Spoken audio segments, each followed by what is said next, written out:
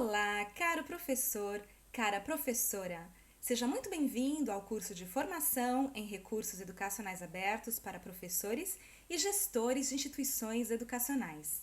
Eu sou Andréia Morato e vou acompanhar você nesse curso.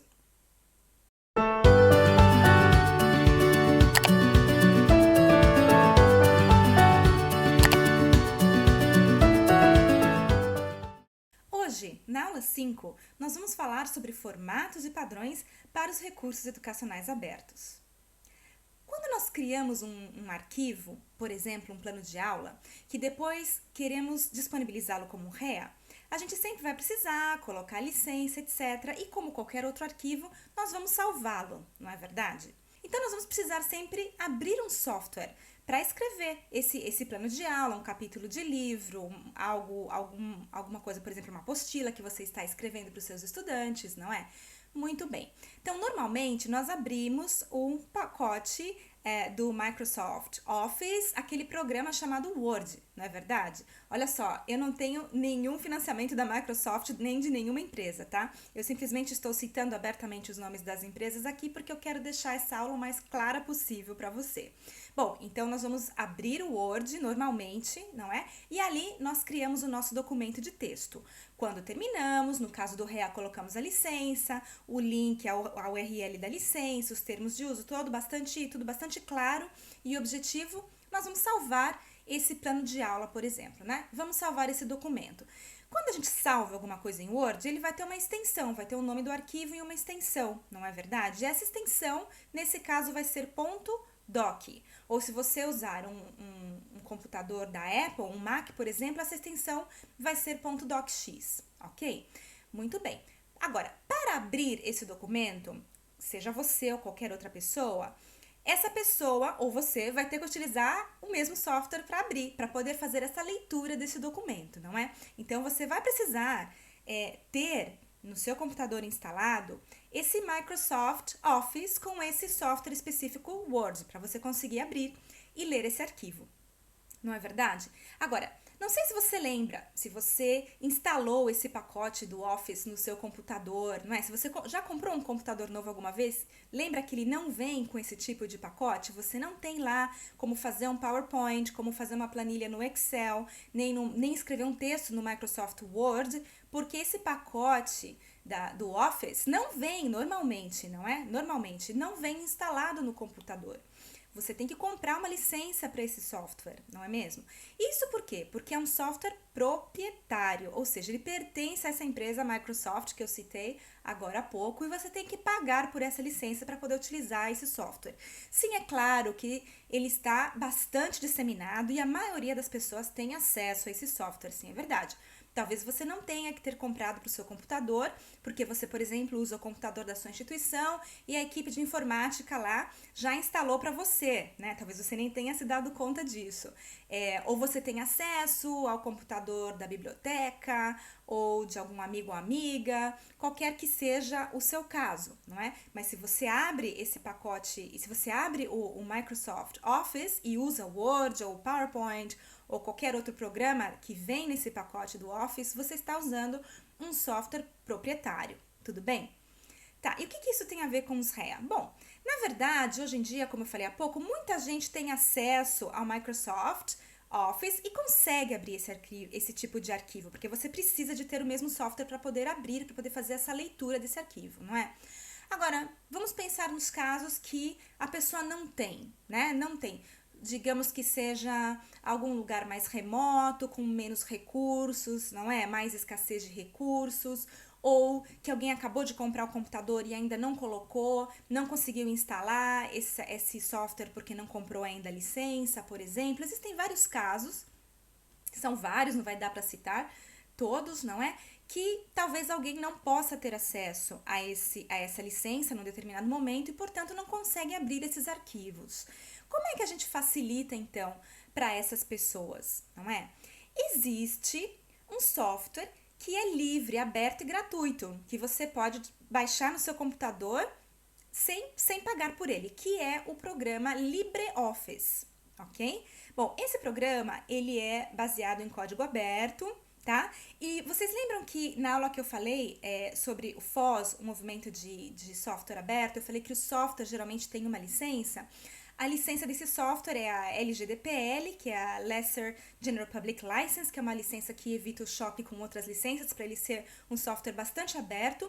E você pode utilizar esse software tranquilamente, tanto para criar os seus arquivos, como para baixar nos seus computadores, sejam quantos computadores você tenha, não é que a licença é para 1, 2, para 3, para cada máquina que você tenha, você pode usar esse software, não é? Você pode, inclusive, criar materiais os quais futuramente você queira comercializar. Não tem problema nenhum que eles tenham sido criados a partir de um software livre, tá bom? É um software bastante aberto, ele não tem aquela restrição do NC, como eu comentei com vocês na aula das licenças Creative Commons, não é? Bom, e qual é a vantagem disso? Que você não precisa ter um software proprietário instalado para poder abrir os arquivos, tá? Então, por exemplo, quando você tem um arquivo gravado no Word, ele vai ter extensão .doc, no caso do LibreOffice, ele vai ter extensão .dot. Se for uma planilha, no Excel, ele teria a extensão .xls e agora ele vai ter a extensão .dos, tá? E se ele for, por exemplo, um arquivo de PowerPoint, ele teria a extensão PPT e aqui ele vai ter a extensão DOP. Bom, a extensão é o de menos, eu simplesmente estou citando para você poder começar a identificar os arquivos, não é? Que vem com esse tipo de extensão diferente para você saber que eles foram escritos ou salvos a partir de um programa do LibreOffice, não é? Que é um programa de código aberto, tá bom? Bom, eu acho bastante interessante a gente pensar que além desses formatos mais tradicionais que eu citei para você, que costuma ser o PowerPoint, que nós usamos muito nas aulas, não é? Ou o arquivo, o software para escrever textos, que é o Word, ou o de planilha, que é o Excel, você também pode encontrar outros formatos, não é? Como para áudio, que você pode usar o MP3, por exemplo, para web, se o que você está criando é uma página web, você pode usar o formato HTML5, que é bastante compatível, tá? Com vários formatos. Então, essa questão dos softwares e padrões dos formatos e padrões, é que todas as vezes que nós criamos um recurso, ele está num formato, e esse formato tem um padrão por trás dele, que pode ser aberto ou fechado, não é? E é sempre uma vantagem, sempre que possível, utilizar um formato aberto, porque dessa maneira você não está dependendo completamente do provedor desse software proprietário que você estaria usando, se não fosse o caso, não é? Para poder abrir esse arquivo. Digamos que você não possa ter a versão mais atualizada ou que esse provedor resolveu descontinuar por alguma razão, algum formato que ele suportava, apoiava, deixava você abrir antes. Então você fica sem acesso ao recurso. Essa pode ser uma das maneiras de pensar na vantagem, não é, de utilizar um software aberto.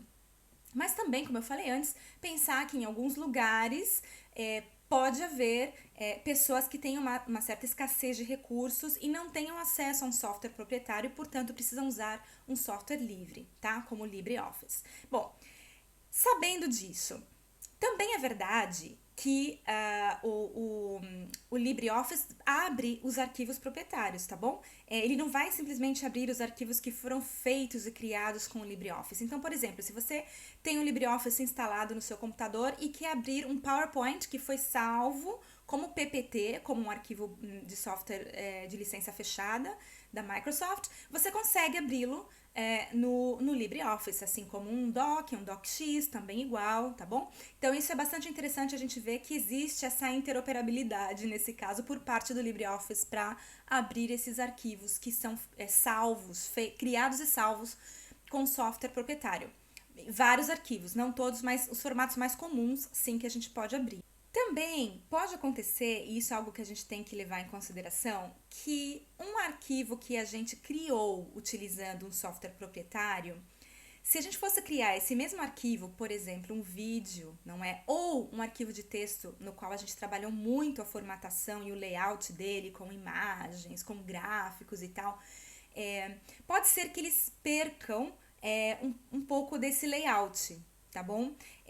Por exemplo, se você cria um arquivo utilizando o InDesign, né, que é um software proprietário, formata, utiliza várias imagens e tal, se você vai transformá-lo em seguida num arquivo ODT, por exemplo, ele vai perder a formatação, tá? Então, muitas vezes a gente perde um pouco nesse aspecto, né? Porque o software livre, ele não vai necessariamente conseguir manter toda essa edição que a gente fez num arquivo criado com um software proprietário, tá? Então, é bom ter isso em conta, né? Sempre há prós e contras em tudo, mas enfim, o que a gente quiser, na verdade, disponibilizar esse conteúdo, que é o mais importante que o design, por exemplo, o layout, então vamos em frente utilizando um software aberto, né? Então eu sempre gosto de lembrar que existe uma gradação na abertura dos recursos, não é? E quando a gente usa software aberto, de formatos abertos, nós estamos aumentando a abertura desse recurso. Então, além da licença,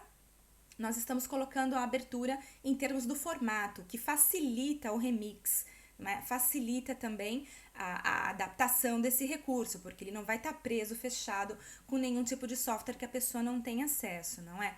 Agora, lembra do que eu disse, o que eu sempre falo, tudo isso é uma escolha de quem cria. Quanto mais aberto você deixar esse conteúdo, mais fácil pode ser que ele circule. Agora, também é verdade que hoje em dia muita gente tem acesso aos softwares proprietários e que o fato de você não criar esse recurso no software proprietário não significa que ele não seja um REA, tá bom? Ele vai ser um REA feito ou salvo com um software proprietário, não é? Bom, enfim, cabe a você escolher o que for melhor, mas lembrando, quanto mais aberto o recurso, mais condições dele ser remixado a gente vai estar oferecendo ao nosso usuário, né? Mais nível de abertura esse material vai ter, ok?